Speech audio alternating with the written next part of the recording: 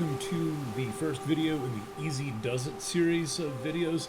This will be kind of a generic introduction to the astrology of the later part of 2025 into 2026.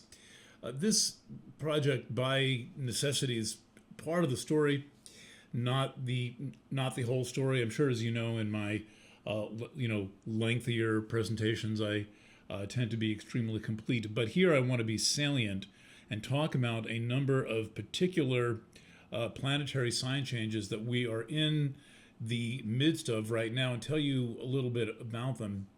What I do when we break this down by sun sign and rising sign is I'm able to personalize these types of movements and changes, and I do that by sun and by rising. And if you're going to work with my astrology, whether it's my weekly and monthly horoscopes, or whether it is this type of reading, the annual or the mid-year, any of the astrology studio series of readings, it is very helpful to know your rising sign. The rising sign orients the chart.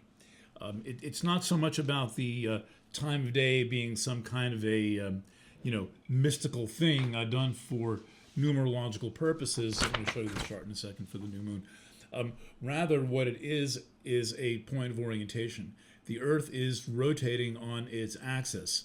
There are 12 signs in the zodiac, and if you basically point to due east, to the horizon due east, that's where the rising sign is taking place. And so for 2 hours out of every 24 roundabout, there'll be a different sign rising. And you're pretty good if you know the what sign is rising. But to know that, you need to know the time of an event. Now, I would say probably, given the era that we're in, 80-90% of people can come up with their birth time. If you do that, go to astro.com, put in your birth time, make sure you've done everything right, and find out your rising sign. You will get a lot more out of my astrology. Unlike most sun sign writers who are writing only for the sun sign, I am writing for the sun sign and the rising sign, borrowing attributes of both and orienting slightly differently. And that's also true in these Easy Does It readings. And what these Easy Does It readings are a set of 12 videos, one per sign, and plus a couple of extras like this, which are going to help you put into context the many changes that we are going through right now in this particular time of history. There's a lot changing very quickly, and I see even my own relatively aware readers, listeners, and viewers, most of you are staring like a deer into headlights, not knowing what to do and kind of pretending that there is not really going to be that much impact from all these things, when in reality, I would say that we are in a new bout of the bottom falling out beneath us, and it's like a question of what exactly to do about this. And I realize it all seems so very technical, and it can seem very abstract, and it's all full of hype. And frankly, you don't really find much about this from reading any form of mainstream media. We are at Ice Nine News, my other organization, gathering 20, 30 articles a day and discussing many of them. And if you would read any one of those, which you would only be likely to, you wouldn't know what was going on with this whole AI thing. You need to read a lot of articles, read a lot of books, and talk to people in the industry, watch a lot of videos and interviews. And frankly, you don't have time for that, but I do. And what I am suggesting here is that whole business of what is being called AI, which is really a lie, is the most important thing that is dominating psychic existence, which is what astrology is about, and also the events of the environment, which is what astrology is about. And it all shows up in the astrology, as does this profound opportunity to wake up. Now, I'm about to. I've got a chart here. It's going to look a little bit like that, but just to show you what the rising sign is, This chart is cast. This is the new moon chart cast for Saturday, and we can see the new moon takes place in Virgo at 2:06 a.m. and Cancer is rising where I am locally. But if the new moon were to take place at 4:06 a.m., Leo would be rising, and if it were to take place at 6:06 a.m., then Virgo would be rising. It would be happening right around sunrise, and that's a different chart. The chart is totally different every time the rising sign changes. It's difficult to understand this, but astrology is a circular language where every facet of the chart relates to every other facet of the chart. Unlike written language, where that's it, you read a sentence and that's it. It's gone, and maybe there's a concept that relates to one.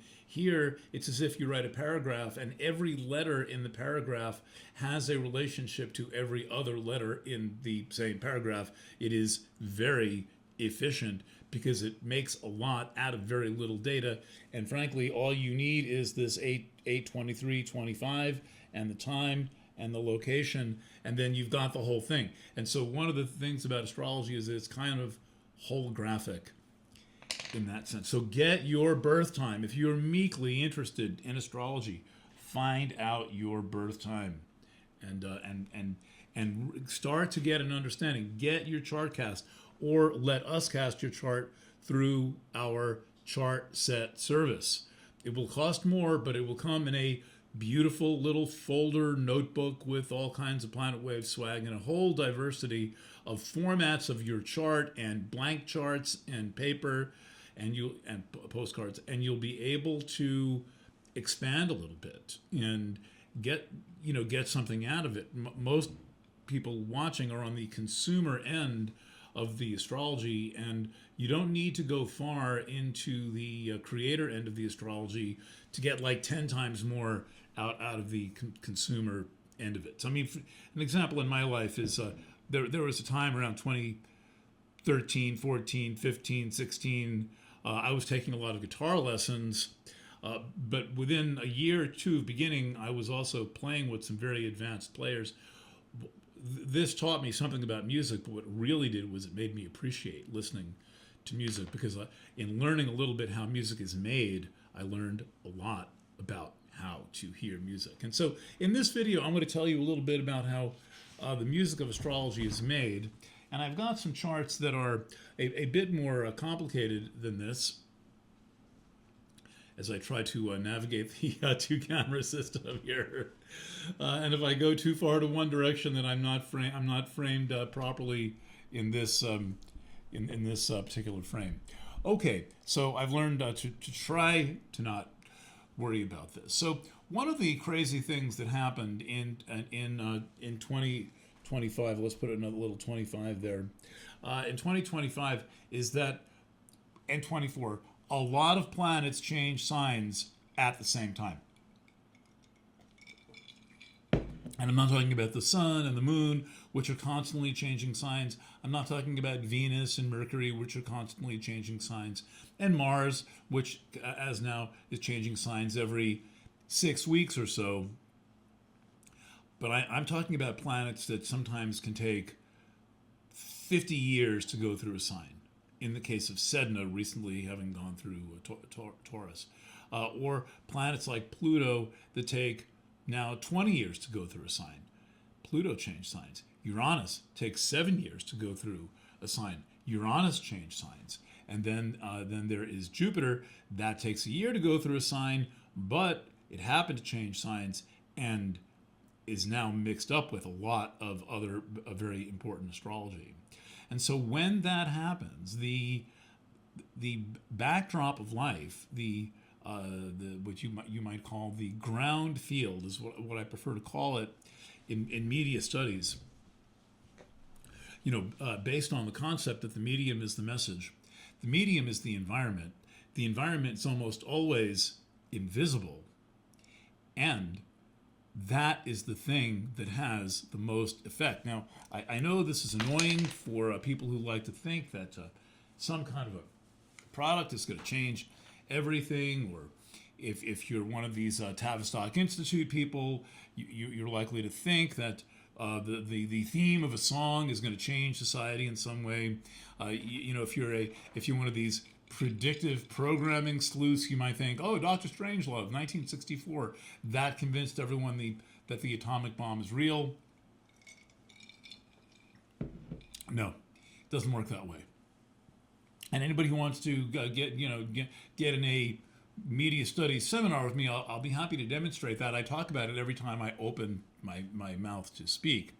And what I'm saying is that the effect that we experience is generally created by the part of the environment that we cannot see, the part that is invisible, the part that is what I call the ground field.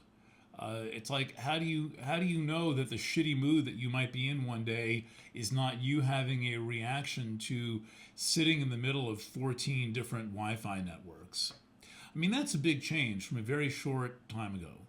To be suddenly, anybody in any city is likely to be sitting not in the middle of 14 Wi-Fi networks. You probably can see 10 or 20 show up on your little drop-down. But the reality is you're probably sitting in the middle of 30, 40, 50, and you're experiencing all of those in addition to the devices that are near you.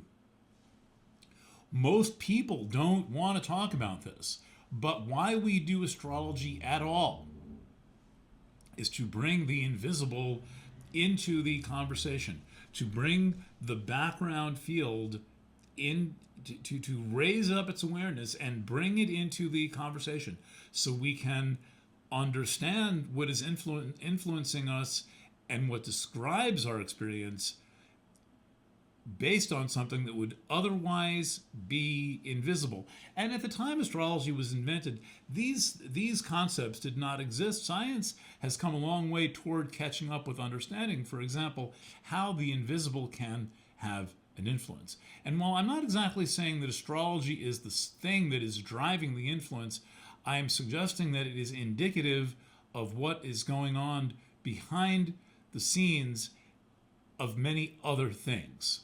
And so we are, in a sense, taking something that's kind of hidden in the ground and spinning it up and being able to suddenly see what is happening. And when planets change signs, however it works, whyever it works, no one really knows this. However, whyever it works, there is an effect. And there's been nothing like this since the years leading into 2012.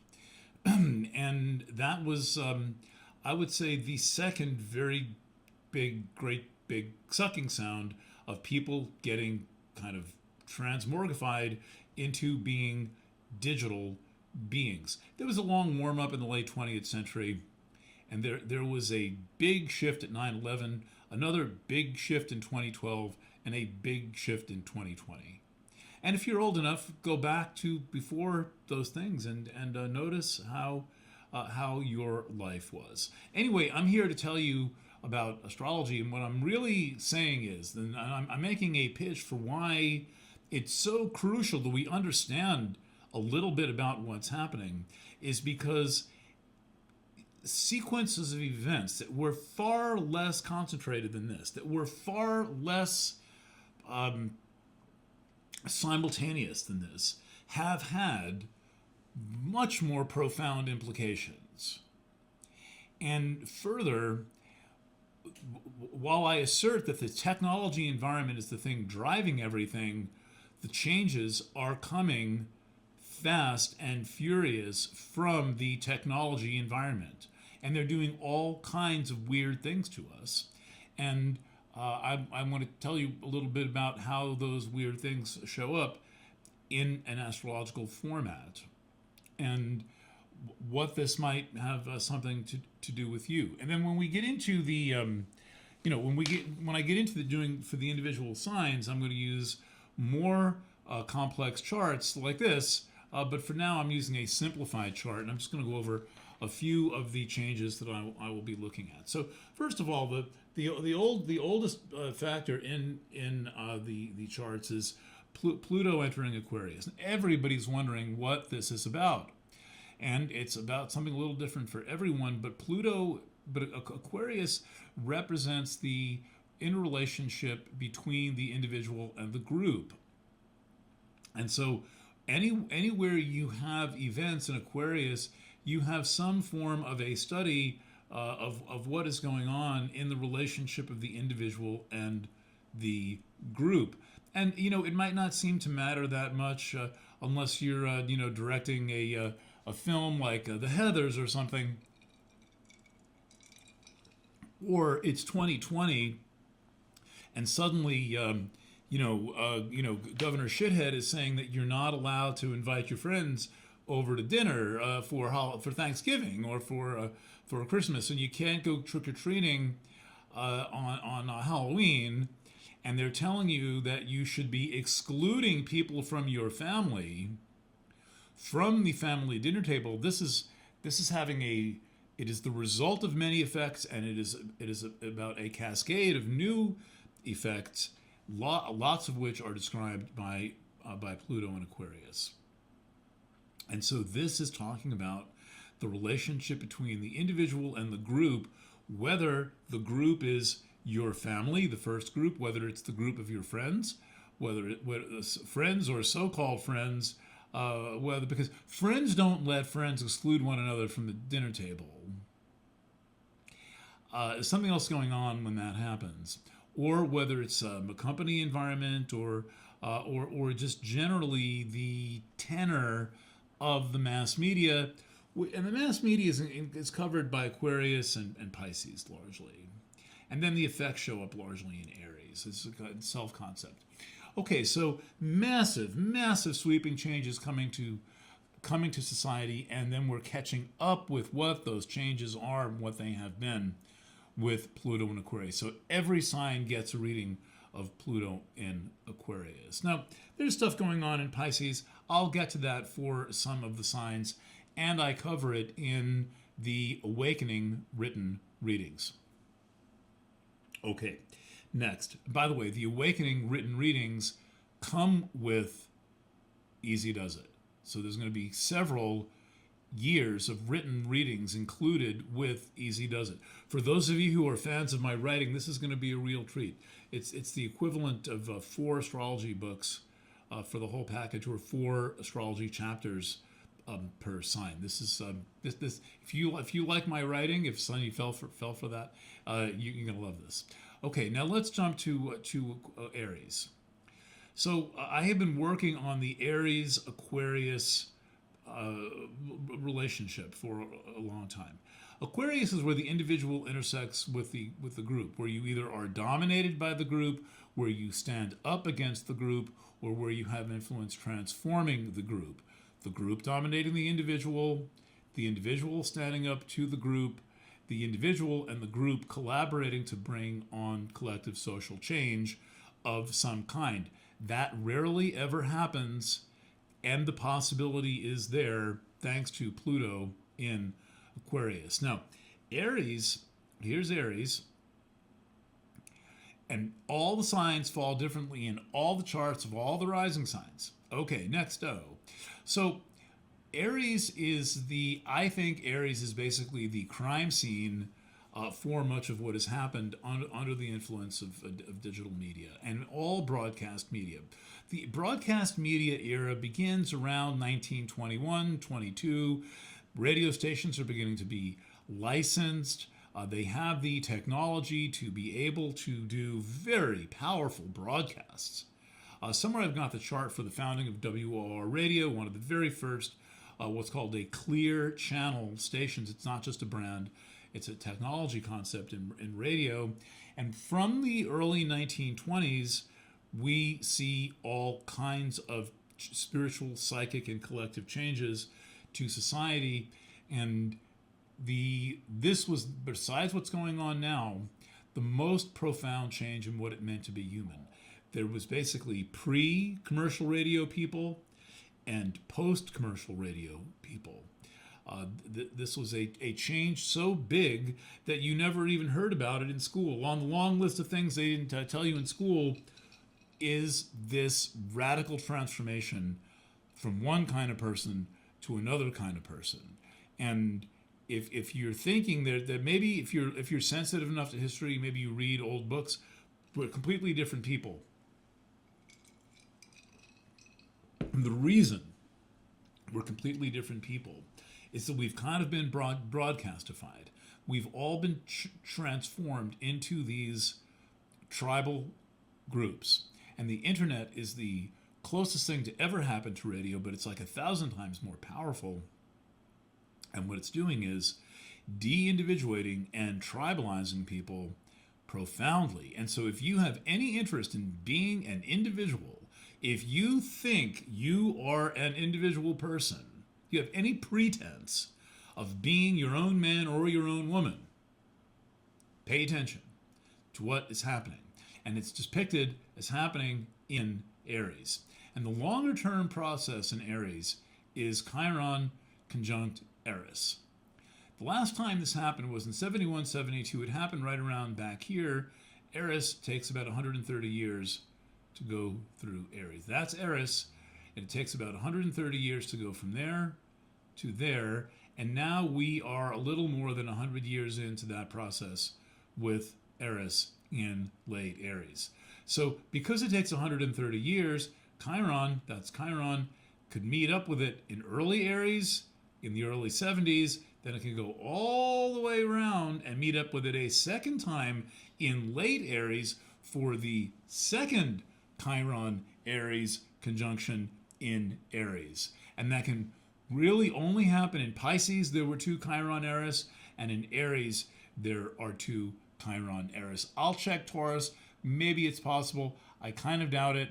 It may be one of those things that happens sometimes and doesn't happen other times. And this is because Eris is moving its slowest going through Pisces and through Aries as a 554-year orbit, by the way. And it spends about half of that in Pisces and in Aries. All right. So Eris is the tribalizing force. Eris is the thing that is de-individuating us. I'm going to talk about how that's happened for everyone, what that means to be de-individuated, to be told all the time, oh, you're special, you're the one, you're the special kid, baby on board, and all that. But actually, really, what you're being done is you're being programmed and taught by this technology to just be as much like everyone else as everyone else is, but you still remember that you're a distinct individual with distinct karma. The literacy momentum of the environment, it still has some momentum. That concept still exists of being a distinct, discrete individual.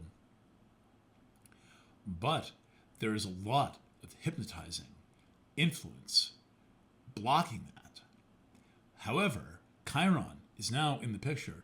Chiron is the ultimate individuator. Chiron is the thing that makes you recognize who you are and want to stand apart from others, makes you willing to stand apart from others, makes you brave, offers the faculty of consciousness that is brave enough to stand apart from others. That is Chiron. Chiron is a maverick. He was the guy who wouldn't brand his cattle. A maverick is someone who doesn't do what other people do. And you're probably sick of doing what other people do. You may have hurt yourself recently doing what other people do, various forms of social conditioning coming out of Pluto, the Pluto and Aquarius realm, and the breakdown of society coming through the Pluto and Capricorn realm. Thankfully now over, but there's still stuff going on. There's still a hot spot in Capricorn that I'm going to cover in some of the signs. Now, the next thing, so the crisis of our times, the eruption that you may be feeling, the pain that you may be experiencing, if you feel like you're waking up and there's a lot of pressure not to, that you want to be your distinct person and make decisions based on your own information, your own views, but there's a lot of pressure not to, like, for example, whether we're talking about all of the robots censoring everyone's social media feeds for saying their own thing, or the so-called experts, and I saw this happen several times, uh, mocking people who wanted to do their own research. Oh, how are you qualified to do your own research? Oh, what are you saying? Society only sent you to school for 16 years if you have a BA and 17 years if you count kindergarten? So that you can't like look something up and find out if that drug is toxic, or find out if that claimed pandemic is really a pandemic. And so the social pressure was coming not only from the rampant censoring and cancellation of accounts people had taken years to build up and had respected followings, boom, canceled. Instagram, Facebook, YouTube, pulled, deleted all the content, deleted. Why? Because the person asserted himself. This is really fucking sick in my opinion. And that anybody could go along with it is FUBAR. F-U-B-A-R. It's a military term. Okay, so the pain that you may be feeling, this struggle that you may be feeling, is the struggle to wake up. And that is not only wake up, but to make some decisions. That is Chiron conjunct Eris. The peak of that is in late 2025. It continues well into the spring of 2026. And then soon after, Chiron enters Taurus. That is 2027, but we are getting there to the Chiron return of Chiron. Now, as if there were not enough going on in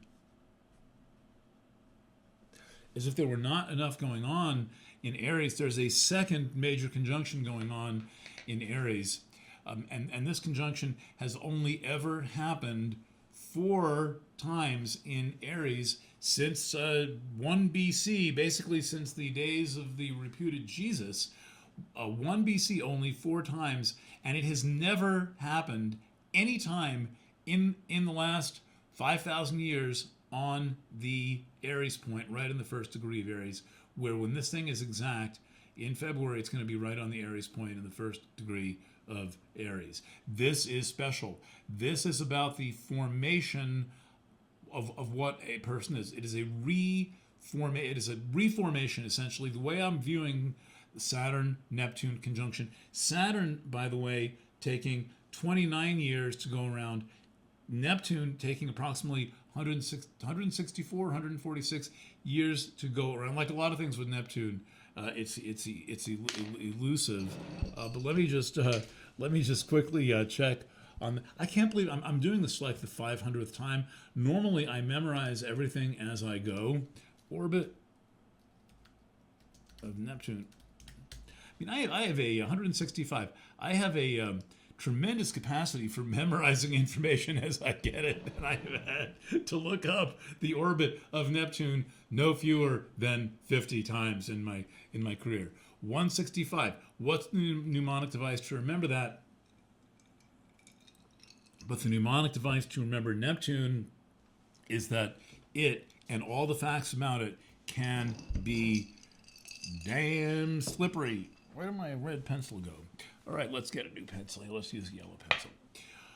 Okay, so this is an extremely rare event, and it is the planet of dissolving combined with the planet of solidification. Dissolving. Neptune dissolves.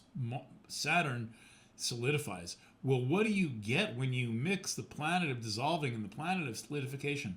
It's very difficult to describe this. As a young astrologer, it was one of the most difficult types of aspects I had to interpret in these clients who were all much older than me. I mean, I was 30 when I started reading charts. All of my clients were in their 40s and 50s, basically. There is a synthesis involved in this. And the way that I'm looking at the conjunction of Saturn and Neptune is as a kind of a mine of resources that you can tap into, that you can experiment with, that you can explore with new stages and abilities and developments in character formation. And this is not an easy aspect. And I'm struggling a little bit to sort out this one conjunction in Aries, which also has a third planet, Boris-Cece, very, very slow mover, one that I have been working with for maybe 20 years, combined with the Chiron-Eris conjunction. They're two very different processes. And the way that I'm looking at it is that the Chiron-Eris conjunction has been developing for 60 years in Aries. It's about a much longer range process than the Saturn-Neptune conjunction. So this is an old story. This is a new story. And the new story is partly here to augment and answer the new story. They're working with each other. They have information for each other. And I will tell you that I have done hundreds of these readings. Long form, there's no way to count them. Just mid-year and spring readings, I've probably done like 200 of these videos. This is a challenging thing to interpret. The combination of the Saturn-Neptune conjunction here, Saturn-Neptune Boris-Cece, and with the Chiron-Eris conjunction here. I will have something to say for everyone. It is very important because no matter what sign you are, the location of Aries in your chart, wherever it might be, if you're Taurus, it's going to be in the 12th house. If you're Gemini, it's going to be up in the 11th house. If you're Cancer, it's going to be right on top of your chart. It's in the 10th house of career, profession, reputation. If you're Leo, it's in your 9th house of spirituality. And this is how the chart moves. If you're Virgo, I talk a lot about this in Virgo readings, you have Aries in the chart where you merge with others. This is very challenging to have Aries in the chart where you merge for others because it creates a kind of an all or nothing situation in your relationships. And if you are Virgo and Virgo rising, it is likely that you use your relationships to self-actualize. And then when that fails, it seems like the relationship fails. And this is not the world's best way to do relationships. And so on. So returning back to the natural chart, the Aries rising chart, there is a special challenge when so much is going on in such an important sign as Aries, and there's even more in there. There's a point in there called Salacia. It's currently at 12 degrees. That's tucked in there.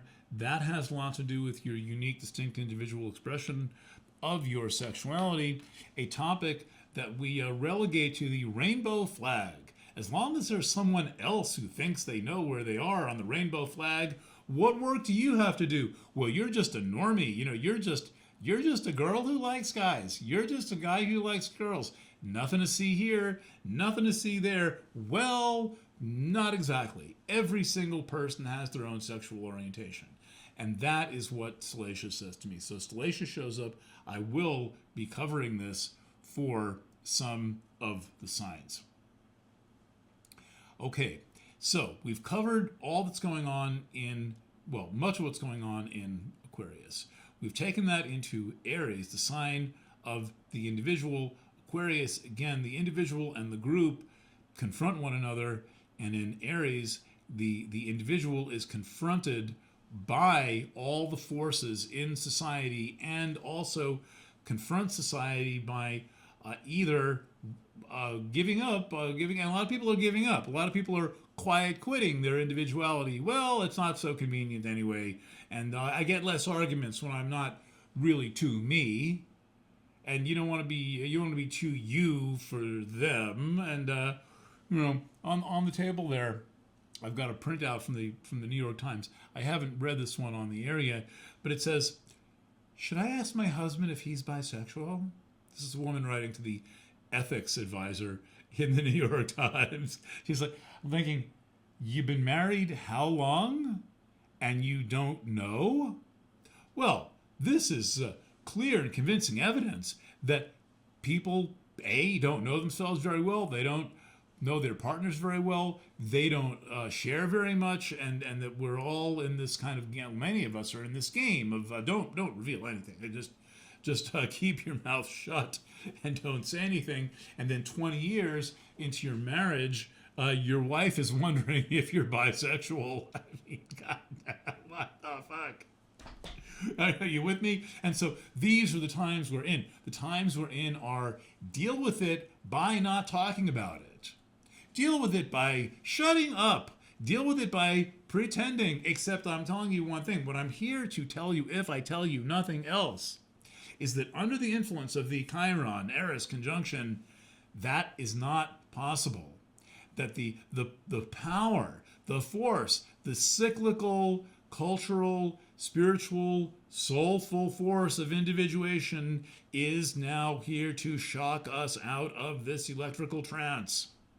And for some people, that is going to be a very big crisis. And for some, it's going to be absolutely Captain Fantastic, because this is your calling to express your individuality, to express your truth, fuck individuality, the truth of who you are. The truth of who you are. That's what Chiron conjunct Eris is about. And it is not about like, I'm going to look in the books, I'm going to look in the library and find, I'll look online. There's no library, sorry. And find out who, no. This is about this is about your innate self, your innate being waking up as the drug of tribal consciousness, of the radio, television, digital haze starts to clear under the influence of Chiron, and we are seeing what is true for us as distinct individuals, and that includes what is true for you as a sexual being. And so if you want to suppress all of this, if you want to not wake up and not grow up, just shut down your sexuality. Just turn it off, shut it down, stuff it in. And then you won't grow. And then at some point, something else is going to burst forth and get your attention. And so I take the principle that what we push into the shadows causes chaos. And if you're wondering maybe why your psyche is in so much chaos, why your relationships are in so much chaos, ask yourself what you're stuffing down, and maybe unstuff it a little bit. All right, one last planetary. I've got to talk about two more planets. Where are we? We're 37 minutes in. If you're watching this far, who knows? Maybe you're actually interested. And don't forget to click like to upvote me. And if you think this is interesting, sign up for this thing and buy it. It's at theastrology.boutique. The rest of the videos will customize this to your individual sun and rising, and they can be used to learn about relational partners, as long as you don't hold them to it, because it's me talking. I don't know who these people are. Next, Uranus in Gemini. Well, that was big. Uranus in Gemini, 1941 to 1949, last time that came round. Why is that so important? Well, 1941 to 1949 was the invention of computer science. There was a little computer science before then. Mostly one guy, Alan Turing, was working on computers. But from 41 to 49, we are in the pre-war.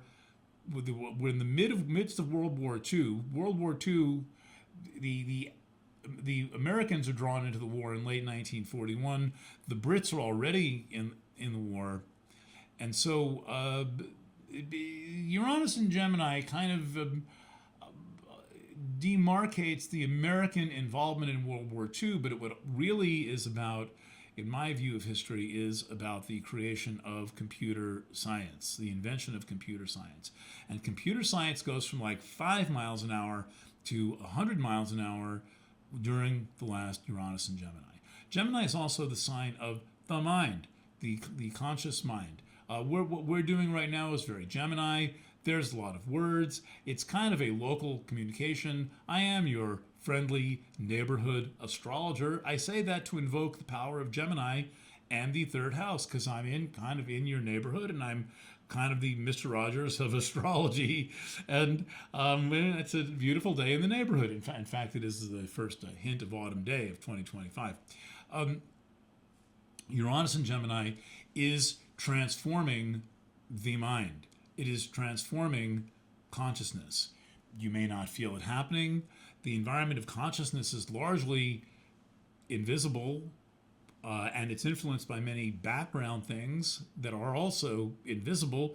And when it comes to this newest wave of technology that first surfaces in late 2022, but with which we have been hosed down in the first 6-8 months of 2025, hosed down like firefighters using a crowd control hose. We are being deluged with propaganda, marketing, sales pitches, and so many articles that we cannot keep up with it. We started Ice9 News, which is a news aggregation blog, the equivalent of COVID-19 news, only for a new topic, about 6 to 7 weeks ago. We have amassed in that time approximately 1,200 articles. 1,200 articles. That is 200 articles a week, and we're not even putting them all in there. That is how fast this is coming at us, and it was not like that in 2024 and 2023 and 2022. It was not. And massive, massive swaths of population are completely tapped in, hooked in. It is completely changing education. And I realized that there's always some schmuck journalist trying to tell you, this is a game changer. This is a game changer. Well, yeah, it sure is a game changer when we've got Danny Dunn in the homework machine writing everyone's term papers, and somebody's paying $65,000 a year for them to go to Harvard, Yale, Cornell, or Brown, and a fucking computer application is writing their assignments. They're not learning shit. All ChatGPT produces basically is a form of very nice sounding bullshit. It's kind of like the ice cream in ads. The ice cream is mashed potatoes, because if it wasn't, the lights would melt it. Now it's all probably CGI, but in the old days when they actually photographed something, there was no ice cream in those pictures. It was all very thick colored mashed potatoes. And that's what this is. It's not ice cream. It's more like plaster of Paris. And not only is the writing itself kind of shitty, overall, full of all these cliches and bigotry and bias and all this, we learn to self-actualize through writing. Much of the chaos created by these tribal technologies, for example, of radio and television, has had to do with the fact of being deliterized, being taken out of literacy, not wanting to read and not wanting to write. Writing is a very powerful form of self-actualization. And if you're maybe ever meekly wondering what exactly it is that's special about me, well, I spend a lot of time reading and writing. I've probably written the equivalent of 30 books, and on top of thousands and thousands of articles and 25,000 horoscope entries, etc., etc., etc. This is a very helpful form of maintaining self-awareness and of maintaining inner awareness. It does not affect my ability to create music or to create imagery, but the way that you self-actualize is through your use of your words, your concepts, and your letters. And when you are letting machines do this for you, that is basically saying that you're kind of too far gone to be an individual person. And so I suggest you wake yourself up from this really, really horrid trance. And if you're going to let your mind be transformed by Uranus and Gemini and Send in Gemini, let it be transformed in the direction of actually being aware of what your environment contains. Be aware of what your environment is, the environment that you're in. It is a kind of a media situational awareness. We all know what situational awareness is. My office used to be above a martial arts studio. I was friends with the guy who had the studio. We were both obsessed with dog rescue. He especially, and would egg me on. And anyway, we were good friends. And once I was talking to some people at an outdoor cafe, and he walked up behind me and he jabbed my ribs. And I turned around like, what the fuck are you doing? And I recognized it was him. And he looked at me and smiled and said, situational awareness, meaning he caught me not paying attention to what was going on around me. And if I had tried to take a swing at him, I would have ended up on the ground very quickly. JJ, I love you, and thanks for saving all those dogs. Okay, so the thing to do with all this, Gemini, is to practice your situational awareness, to pay attention, to know where you are, to not have email be such a fucking mystery. I answer the phone at Planet Waves. You want to call me up? Call me up. 845-481-5616. I am answering the phone all the time, and the lovely people who call me are not especially situationally aware of the internet. People are still confused by email. They are still confused by email. The technology is, God knows, consumer technology, easily 30 years old. And people are confused by email? What the living fuck? So, situational awareness. Allow yourself to be transformed into a situationally aware being. All right, one last planet. Jupiter in Cancer. Now, by 2025 at 6, Jupiter is going to go into Leo. So for this reading, we're going to cover Jupiter in Cancer and all the fancy things it does, including making a 90-degree angle to, let's draw that in now that we're here. Let's draw in that 90-degree angle. Now, let's use this purple marker comp pen. Jupiter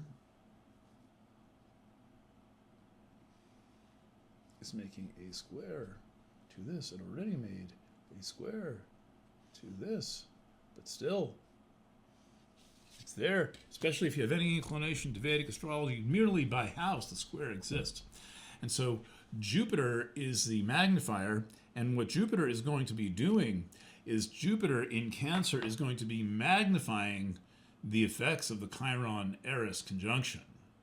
Jupiter, square, Chiron-Eris. Jupiter magnifies. And this is going to drive I think, a new obsession with spirituality. That's what Jupiter and Chiron do in a square. It's kind of alchemical. And you might be like, I'm going to be a guru.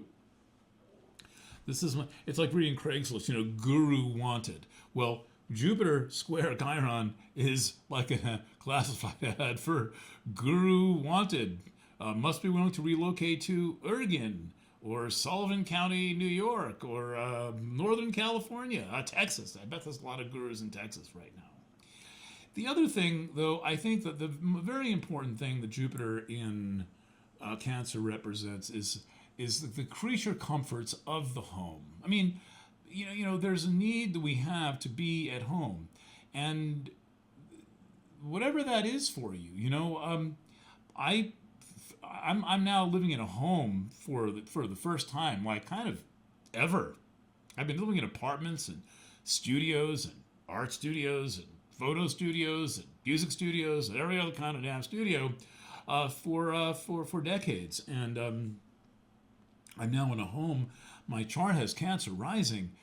This has been a life-changing experience for me, and I'm not one of these internet guys who can like buy a ranch. I haven't bought a ranch yet, but please keep subscribing, and I'll buy a ranch. Then we can have workshops there. But Jupiter in Cancer is saying, like, know what it is that facilitates your feeling of being at home. Understand what it means for you to feel secure, for you to feel like the four walls that you're in matter.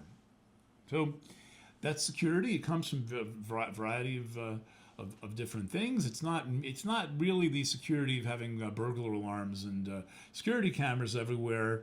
That's a different kind of security. Sometimes it helps, sometimes it doesn't. But Jupiter describes the the security of being home. Cancer is the bedroom, Cancer is the kitchen, Cancer might be the living room. It's generally the entire, not only the house, but the feeling of being at home in that house.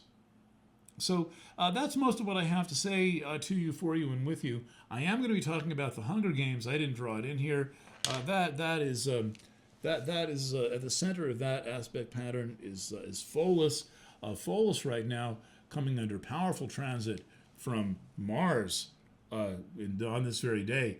Mars square Pholus.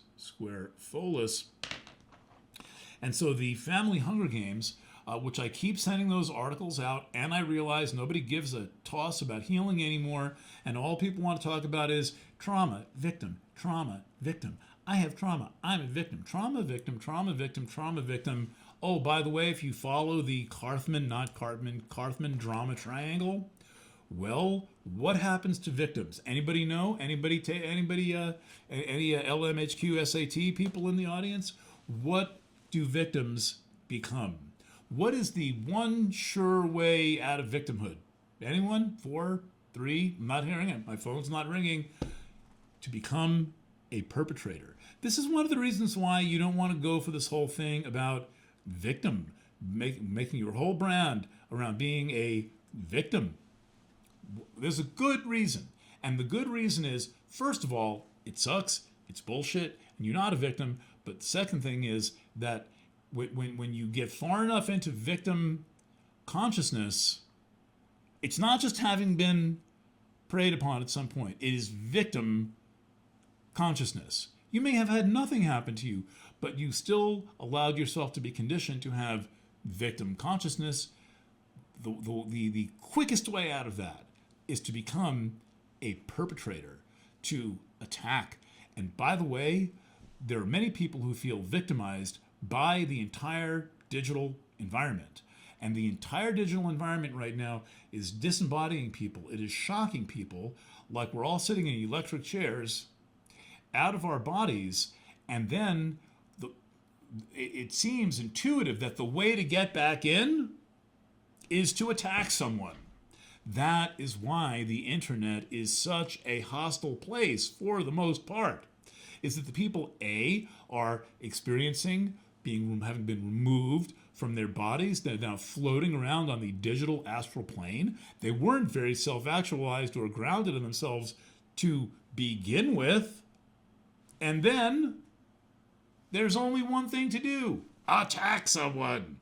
Sniping in the comments. You should see some of the email I get. Some of the things that people have the gall to say to me. It's like, you must be kidding, but you're not. Okay, not you. Probably someone else here watching this. But hey, if you got to get it out of your system, go ahead. Say whatever you want. It's all been said before. All right, that's it. This product is called Easy Does It. It'll be 12 great videos. This is the first of them. I'm now warmed up and underway. I'm going to go straight through on this, so there should be new ones coming out every day. I might have to skip a day if I'm publishing or I'm doing the show, but we're going to go pretty much steadily straight through. And thank you for your business, for your trust, for being a Planet Wave subscriber, which keeps a steady flow of monthly income in all the time. I know nobody wants to think of anything on the internet, like on YouTube, as being a business. We just want to give our money to Grubhub and Uber and Amazon and porn sites and the guy who's trying to convince you the dinosaurs don't exist. But those of us who are doing human, beautiful, quality content, it takes a lot of work. Hey, it took me 30 years to learn how to do this. 30 years, that's a lot longer than it takes to become a doctor, but not longer than it takes to become a very talented surgeon. Okay, so again, thank you. I'm going to sign off. I'm very excited. Tonight, in a little while, is the Easy Does It Zoom meeting, the first of several Zoom meetings. I'm doing chart clinics associated with Zoom, kind of Ask Me Anything. So if you subscribe to this, if you buy this product, Easy Does It in any form, 1 sign, 2 signs, 12 signs, whatever that might be, you will be invited to a chart clinic. Get your questions ready no matter how basic they are, cast your chart or pay us to cast your chart. But bring your chart and bring your questions, because I am at the point where I really, really need to teach astrology more and more. Hence, I'm doing more of these videos. And if you haven't noticed, every one of these videos is a kind of a workshop. All right? Thank you for your business, your trust, subscribing, liking, upvoting, sharing this video, putting it out on your social media feeds. If you're one of those people thinking, wow, this guy should have more visits, send them my way. Lots of love. Signing off from the Harshaw House. Please tell your dog and cat that I said hi. Lots of love. And bye for now.